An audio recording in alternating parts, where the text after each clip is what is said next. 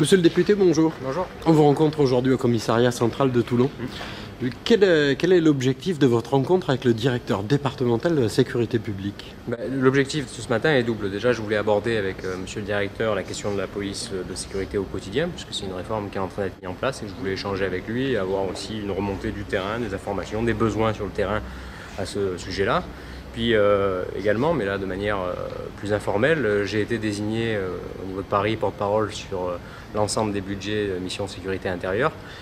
Et je voulais voir tout simplement si, entre le vote du budget qu'on a eu récemment à l'Assemblée nationale et l'application sur le terrain des crédits qui ont été votés, les choses étaient en phase, s'il y avait des besoins supplémentaires du terrain.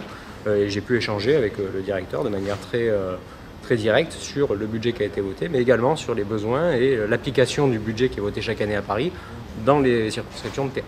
En quoi la police de sécurité au quotidien est-elle différente de ce qu'on connaissait sous le label police de proximité? C'est différent dans le sens où déjà c'est une autre époque. Je crois qu'on est sorti de la police de proximité qui avait une mission qui était à la fois policière et sociale dans les quartiers. La police de sécurité du quotidien n'aura pas cet aspect social. Elle n'est pas là pour aller discuter, jouer comme disait Nicolas Sarkozy. C'était quoi le mot, jouer au foot avec les jeunes, c'est pas l'idée. En revanche, c'est d'avoir une police avec un temps de disponibilité plus important pour nos concitoyens. Je crois que c'est le directeur général de la police nationale qui a employé ce mot. Et donc on aura des patrouilles pédestres et les gens seront accessibles pour l'ensemble des concitoyens.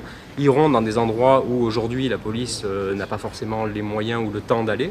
Essayer de recréer ce lien entre population et police, un lien beaucoup plus direct et de proximité. Si on comprend bien la philosophie de ce nouveau dispositif, n'est-il pas nécessaire de mettre en adéquation les moyens et l'idée? Si, mais c'est ce qu'on a fait, mais de toute façon c'est un pack global, si vous voulez. Il y a eu le vote du budget où on a prévu quand même 10 000 postes en plus des 10 000 qui avaient été prévus sous le quinquennat de François Hollande. À ces 10 000 postes s'ajoutent 4 000 substitutions, ça veut dire qu'on va remplacer des personnels d'active par des personnels administratifs sur des tâches administratives pour permettre aux policiers de retourner sur le terrain. Donc il y a l'aspect budgétaire où on prévoit aussi une enveloppe importante sur l'immobilier et sur le matériel. Maintenant, charge à nous de le décliner ça aussi en circonscription. Mais la police de sécurité du quotidien va aussi être accompagnée d'une réforme de la procédure pénale qui permettra aux policiers d'avoir une réponse beaucoup plus directe aux problématiques sur le terrain. Je prends un exemple. Aujourd'hui, on arrête quelqu'un avec une barrette de cannabis. Il va être amené au poste. Une procédure judiciaire va être ouverte avec le parquet. Demain, le policier sur le terrain pourra verbaliser directement. La réponse pénale est immédiate et puis on s'évite toute une procédure judiciaire et administrative qui est lourde pour un délit qui est somme toute mineur.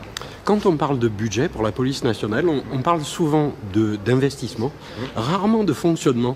Quand on a des véhicules qui ont plus de 225 000 km, comprenez-vous que ce ne sont plus des conditions acceptables? Et bien sûr, mais en fait là, on est en train d'essayer de rectifier un héritage qu'on a depuis... Oui, parce que ça, c'est un retard d'une dizaine d'années, quoi. On a eu une époque avec Nicolas Sarkozy, quand il était ministre de l'Intérieur, qui a été très favorable à la police, ça c'est évident. Il y a eu des moyens, et puis ensuite le quinquennat qui s'est ouvert avec lui en président de la République, on a diminué à la fois les moyens personnels et les moyens financiers. Et depuis, que ce soit le quinquennat de François Hollande ou le quinquennat qui s'ouvre aujourd'hui, on essaye de rattraper ce retard qu'on a, qui s'est accumulé pendant le quinquennat de Sarkozy en tant que président. L'idée maintenant, c'est d'arriver là progressivement à rattraper ce retard-là. Pour les effectifs, ça va être fait, puisque les 10 000 qui ont été prévus par François Hollande, plus les 10 000 d'Emmanuel Macron, vont permettre de revenir à un stade, un niveau d'effectif qui aurait été celui de la police nationale s'il n'y avait pas eu les suppressions de postes. Il faut également qu'on le fasse sur le matériel. Le budget de cette année prévoit une augmentation, il faut que ça continue les années qui viennent. Mais c'est surtout qu'il faut qu'on arrive à être vigilant aussi sur l'adéquation entre les fonds votés à Paris, qu'elles arrivent bien sur le terrain. Et puis je crois que, comme l'a dit le ministre, il faut qu'on donne davantage d'autonomie aussi aux directeurs départementaux pour arriver à gérer directement les moyens de police, parce que tout ne peut pas se faire à Marseille ou à Paris. Il faut que localement, on ait beaucoup plus de prise directe sur l'affectation des moyens. Bien écoutez, monsieur le député, je vous remercie. Je vous dis à très bientôt. Merci.